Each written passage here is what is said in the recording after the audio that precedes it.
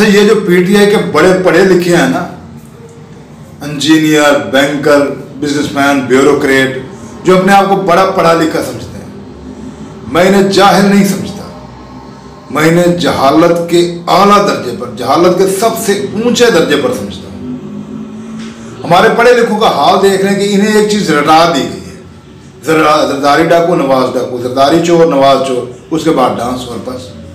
उसे आगे भी कुछ बताते ना। या दूसरी चीज़ रटा दी गई है, मोरूसी सियासत, मोरूसी सियासत। आपने मोरूसी सियासत नहीं की। परवेज खट्टक की फैमिली को कितने टिकट मिले? कभी सोचा किसी ने?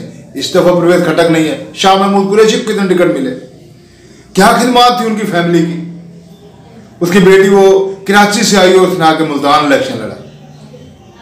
क्या तुम मोरूसी सियासत नहीं कर रहे? तुम लोगों ने मानेकाओं की गुंडागर्दी को बर्दाश्त किया, वो बुज़दार जाहिल उसकी जहालत को बर्दाश्त किया, बल्कि उसे डिफेंड करते रहे। ये अब्दुल रज़ाक दाऊद कौन था? आया, उसके आने की वजह से सी पैक की सारी तहरीर न्यूयॉर्क टाइम्स में छपी, सी पैक लपेट दिया, वो गया। कहीं नजर आया रज़ाक दाऊद तुम्हें? तुम वो जाहिल हो, तुम कहते हो कि तुम्हें इमरान खान ने शऊर दिया।